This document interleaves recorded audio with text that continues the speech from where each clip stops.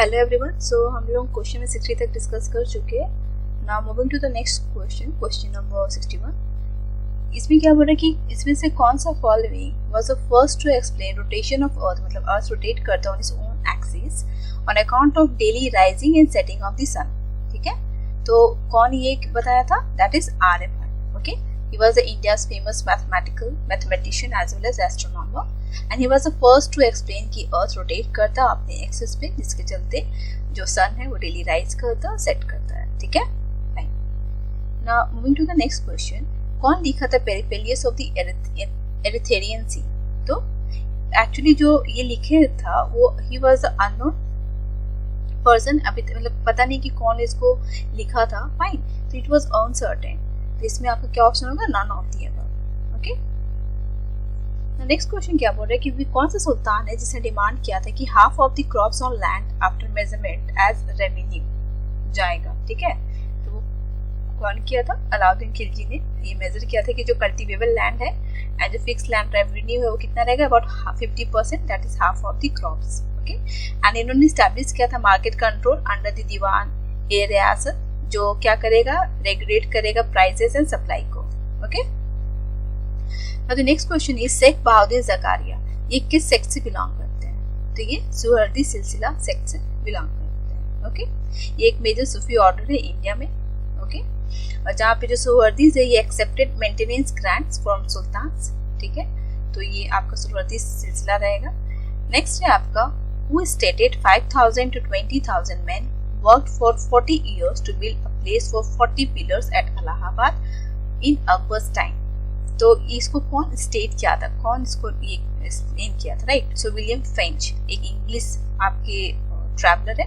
During the Jahangir rain उन्होंने बताया कि 5,000 to 20,000 मैन यहाँ पे वर्क किए थे। अराउंड 40 ईयर्स एक 40 पिलर्स, जो जगह पैलेस ऑफ 40 पिलर्स बनाए थे during the Akbar's time. Right, so William French is the right option. Next option question क्या है कि कौन सुल्तान है जिसको कहा जाता है Akbar of Kashmir? So that is sultan Zainul Abidin. ठीक है, ये was the 8th sultan of Kashmir और जिसको हम लोग अकबर ऑफ कश्मीर भी कहते हैं।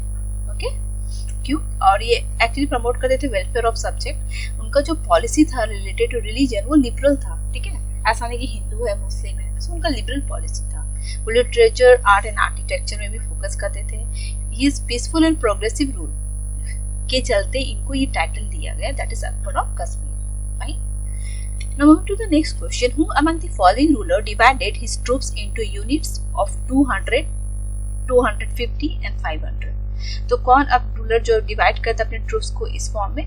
दैट इज इस्लाम शाह। ठीक है, सक्सेसर ऑफ शेर शाह सूरी, ये इसको इस फॉर्म में ऑर्गेनाइज करते हैं अपने ट्रूप्स को। राइट, नाउ नेक्स्ट क्वेश्चन क्या है? Which is the most significant feature of Indus Valley civilisation?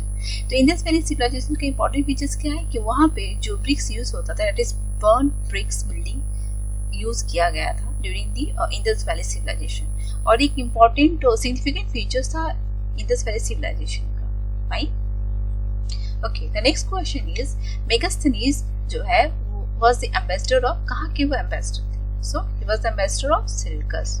Okay, during the time of Mauryan art. Okay, fine. And उन्होंने क्या लिखा था? मेगास्थनीज ने लिखा था indica.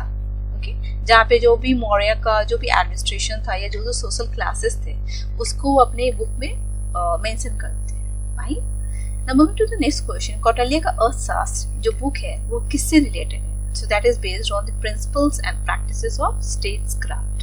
Okay, fine, now moving to the next question, Tripitaka आदि सेकेंड बुक ऑफ, मतलब किसका ये है? ठीक है, तो त्रिपिटक मींस होता है 3 बास्केट। ये आपका जो बुद्धिस्ट से रिलेटेड ये डील करता है, जहाँ पे Vinaya Pitaka which means discipline rules for monks and nuns.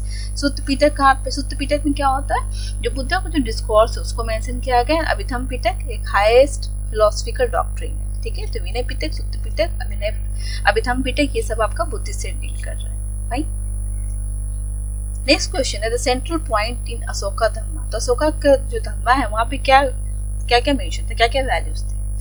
कि लॉयल्टी रहना है, ठीक है, peace, respect to elders, religious toleration, तो सारे इसमें इन्वॉल्व है. So that will be the more than one of the above will be the right option. Fine. Now moving to the next question, the division of Mauryan society into 7 classes. ये कहाँ पे mention है?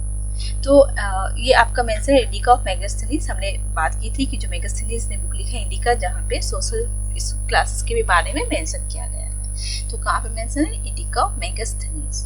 Right. Now the next question is the famous Chinese pilgrim Fa Yin visited India. तो हमने discuss किया था ना, statement 1 and 2 था. तो Fa Yin कब आते हैं? चंद्रगुप्त 2 के टाइम पे, राइट. उसके टाइम पे आते हैं और एक बुक लिखते हैं, दैट इज फू वो की, द ट्रैवलर्स ऑफ फायर. ठीक है. Now the next question is the Chola age was famous for. Chola age किसके लिए फेमस था? For the village assemblies. Okay. And Chola का कौन फाउंडर थे? Vijayalaya, who captured Tanjore in 850 AD. Right. So आज के लिए क्लास के लिए इतना ही. Thank you.